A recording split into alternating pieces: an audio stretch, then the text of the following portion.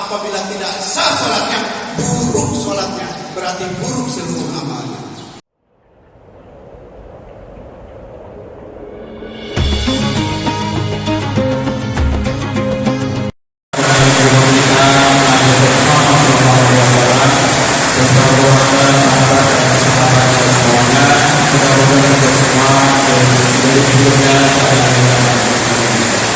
Bapak, Ibu, jemaah tersebut yang dirahmati Allah, sebelum tausiah informasi untuk kantor besok insya Allah subuh 1 kita disuruh Maidatul Jannah di Kang Topak Sukaharja.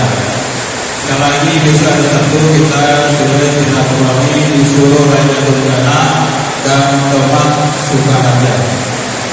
Berikan tausiah kepada seluruh ini 15 menit atau lebih kemudian hujan untuk Pak Ustaz Saida. Pak Ustaz, kami persilakan.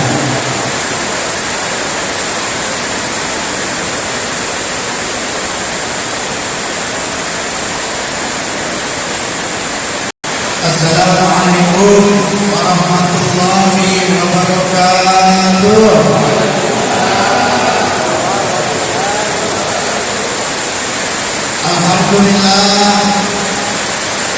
Alhamdulillahilladzi an'ama 'alaina bi ni'matil iman wal islam wa absarana bi hidayatil Qur'an wa ja'alana insyaallah minal muttaqina was solihina ila yaumil qiyamah. Amin ya rabbal alamin. Allahumma sholli ala sayyidina Muhammad wa ala ali sayyidina Muhammad kama shallaita wa sallamta wa barakta ala sayyidina Ibrahim fil alamin innaka Hamidum Majid.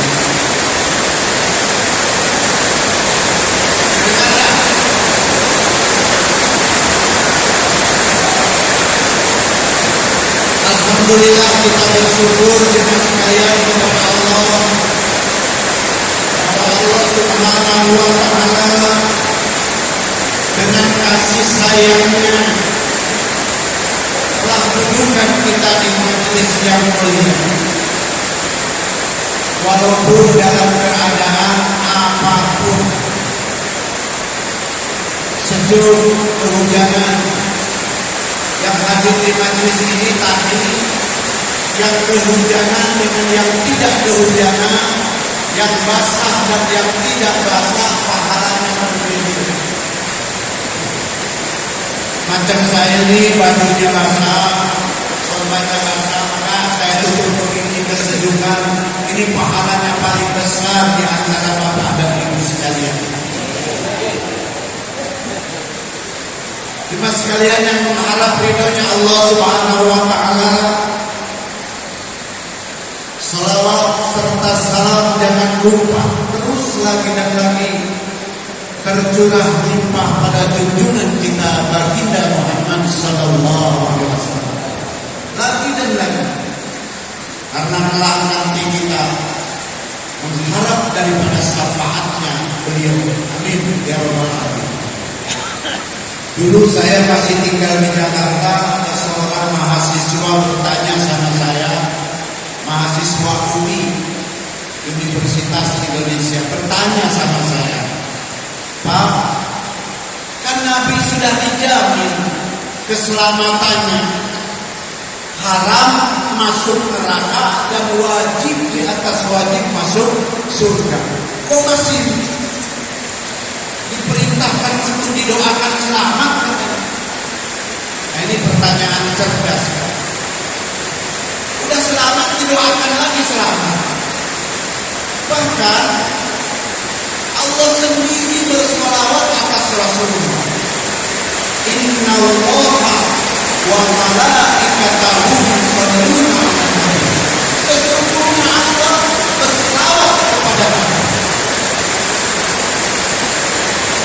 Jawaban saya apa, teman sekalian?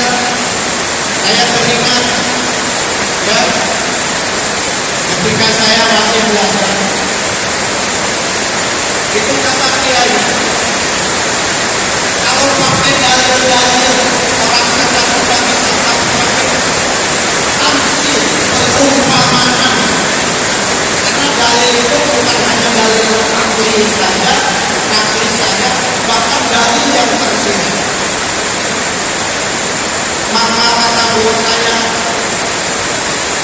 kita bersolawat ini seumpama mengisi air ke dalam ember. Padahal di ember itu sudah penuh dengan air. Tapi kenapa kita selalu mengisi ember itu dengan air? Ternyata yang kita harapkan adalah setelah keluar dari air, lubernya dari air, kita sadar untuk keperluan kita. Begitulah Rasulullah ini ibarat sudah full, tapi diisi terus, maka lubernya untuk kita. Nanti Rasulullah akan kenal dengan kita karena kita selalu mengunjungi selawat kepada beliau. Maka masuk di akal seorang mahasiswa tadi. Oh iya, jemaah sekalian yang mengharap ridhonya Allah Subhanahu wa Ta'ala, tidak terasa saat ini sudah sampai kepada bulan Rajab. Maka jemaah sekalian, Rasulullah mengajarkan kita berdoa kepada Allah supaya bulan Rajab, bulan Sya'ban, dan sampai kepada Ramadan dalam keadaan sehat walafiat. Allahumma barik lana fi Rajabana wa Sya'bana wa ballighna Ramadan. Ini bulan Rajab ini bulan yang sangat bersejarah, di mana Allah telah berikan hadiah kepada kita umat kaum dengan perintah sholat. Ini sholat tidak diperintahkan kepada umat-umat terdahulu jemaah sekalian. Khusus hadiah kepada umat baginda Rasulullah SAW, yang aturannya sudah diatur oleh Al-Quran dan tata caranya sudah diatur oleh Al-Hadis, dan Allah telah perintahkan Nabi untuk mencontohkan bagaimana sholatnya. Maka kita sholat dengan cara Nabi. Sallu kama ra'aitumuni usolli. Sholatlah kamu sebagaimana kamu melihat aku sholat. Pertanyaannya, siapa yang di saat ini bisa melihat Rasulullah sholat? Adakah? Kita hidup 1400 lebih tahun di dalam, mana bisa kita melihat Rasulullah sholat? Maka jemaah sekalian, kita ikut para ulama, kita ikut nasihat ulama, karena ulama melihat daripada waliullah melihat para tabi'in melihat tabi'in melihat sahabat, dan sahabat melihat Rasulullah. Pada hakikatnya kita melihat, mendengar bagaimana Rasulullah sholat daripada para alim ulama. Maka dikatakan al-ulama warasatul anbiya. Nah coba sekalian, kita sering sholat khusyuk. Apakah kita tahu apa artinya sholat khusyuk? Terus sholat khusyuk maksud tujuannya apa? Terus sholat khusyuk keuntungannya apa? Terus sholat khusyuk bagaimana cara mendapatkannya? Baik di bulan Rajab ini, karena waktu pun hujan, kita tambah sedikit bab sholat supaya kita tambah cinta lagi, tambah suka lagi, tambah nikmat lagi dalam melakukan sholat. tambah ada kemanisan di dalam sholat. Jangan sampai sholat ini masih menjadi satu beban bagi kita. Baru zuhur sudah asar, baru asar sudah maghrib, jadi beban. Tapi bagaimana sholat ini menjadi manis?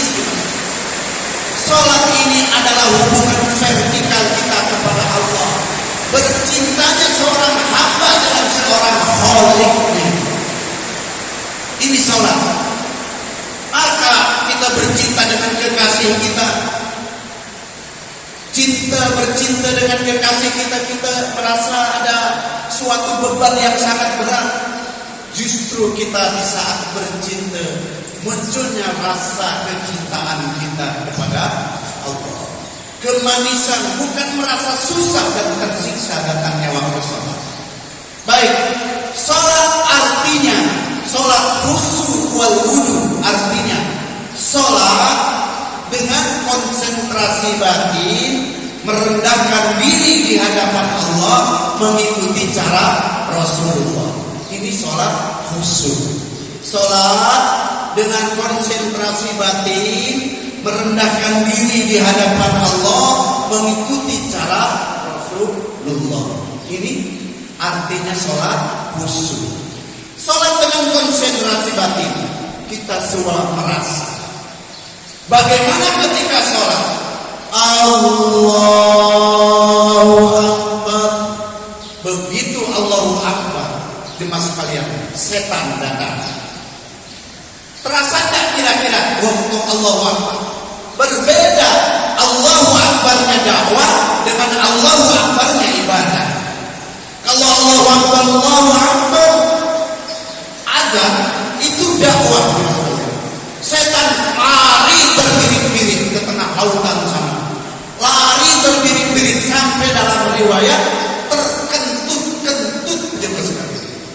Saking takutnya dengan azan dakwah. Tetapi kalau Allahu Akbarnya ibadah, setan datang. Allahu Akbar. Mula. Ya nak? Apa yang lupa jadi ingat. Apa yang belum kita kerjakan semua jadi ingat. Semua masalah ingat ketika kita sholat. Melawannya gimana? Maka melawannya dengan konsentrasi batin. Allahu Akbar. Makanya kita dalam bacaan sholat harus tadabbur bil makna, memahami apa yang kita baca. Kalau tidak, maka hati kita akan buang, hati kita akan kosong, tinggal dengarkan imam. Maka jemaah sekalian, kalau kita tadabbur bil makna dan konsentrasi, ada kalanya kita sedang sholat bisa membangun sebuah rumah. Allahu Akbar, perasaan nebas. Allahu Akbar, perasaan sudah lapang tanah. Allahu Akbar, perasaan kita sudah nancap tongkat. Nyemen, masang atap. Assalamualaikum, perasaan kita mau terima kunci. Dalam sholat bisa menghayal, membuat sebuah rumah di sekalian. Betul tak kira-kira? Bapak Ibu betul? Masya Allah. Allahu Akbar. Ya Allah, lupa kompor belum dimatikan, sedang bernikah. Masya Allah. Ingat, udah dimatikan belum ya kompor? Wah, gimana? Sedang bercinta dengan Allah, kita ingat yang lain. Sekarang gini, kita ini di hadapan istri, bicara istri lain, kira-kira dipukul enggak sama istri kita? Atau istri kita di hadapan kita bicara laki-laki lain, mantannya ke apa ke, kira-kira marah kita? Marah enggak kira-kira? Bakal Allah nih Maha Kasih, masa dengan cinta dengan Allah kita masih bicara hati kita dengan orang yang kita cintai, mobil kita, rumah kita. Bakal Allah pun Maha Kasih sayang. Kita sedang bercinta dengan Allah, lalu kita ini apa namanya zaman sekarang tuh mencintai lain itu apa namanya? Selingkuh. Maklumlah saya tak pernah selingkuh, jadi tidak tahu tentang selingkuh. Bercinta dengan Allah kok selingkuh? Untung Allah di Maha Kasih sayang. Kalau macam istri kita, suami kita bicara yang lain, mungkin kita sudah ditempelin oleh Allah. Bayangkan konsentrasi batin, merendahkan diri di hadapan Allah. Rendah, kita ini bukan siapa-siapa. Maka dalam sujud ini, maaf kalau bahasanya maaf, saya minta maaf.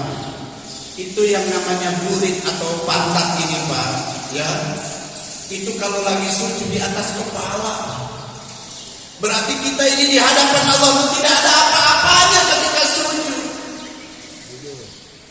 Kepala ditaruh di bawah di hadapan Allah. Allah yang menghidupkan, Allah yang mematikan, Allah yang memelihara. Itu merendahkan diri di hadapan Allah, tidak ada apa-apa. Bukan siapa-siapa kita ini di sisi Allah.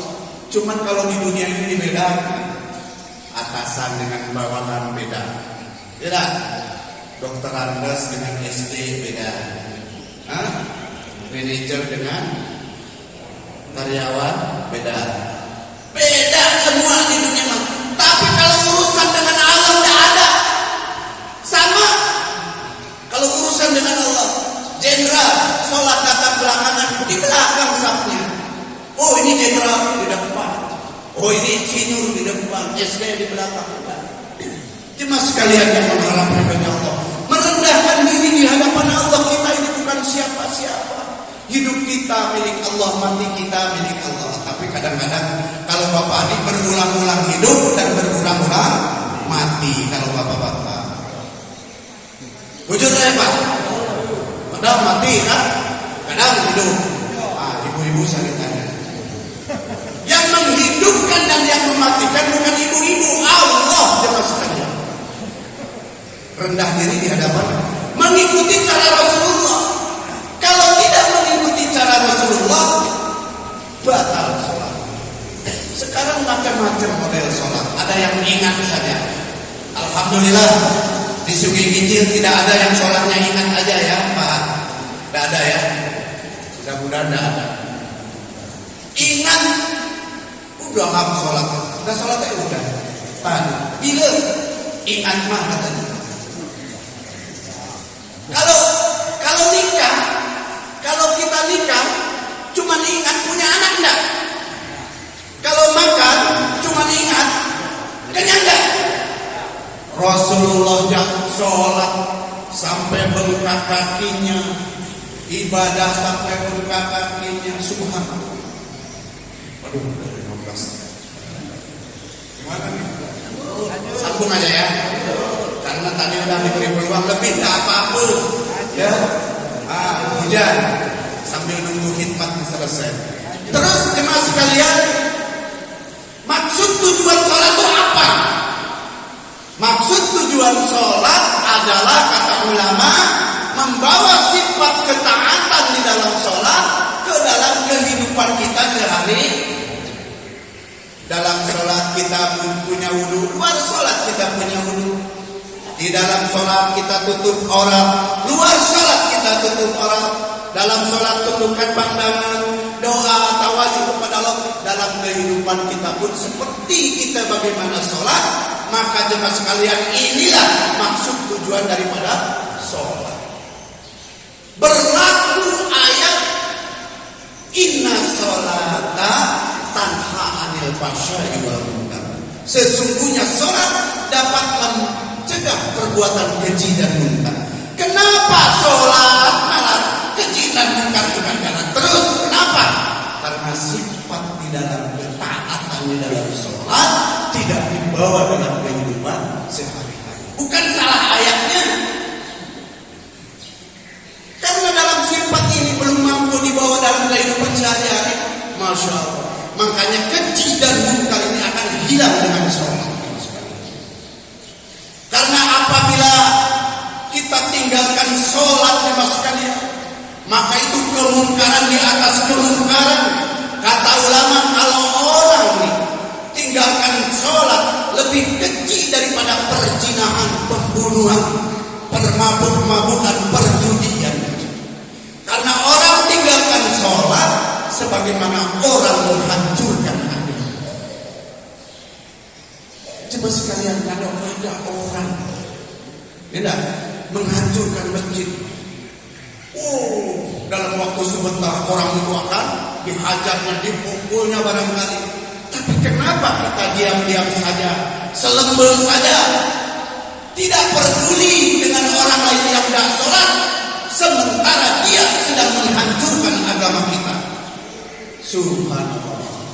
Barang siapa yang mendirikan agama, berarti dia sedang mendirikan sholat, berarti dia sedang mendirikan agama. Barang siapa yang tinggalkan sholat, berarti dia menghancurkan agama. Kenapa kita diam?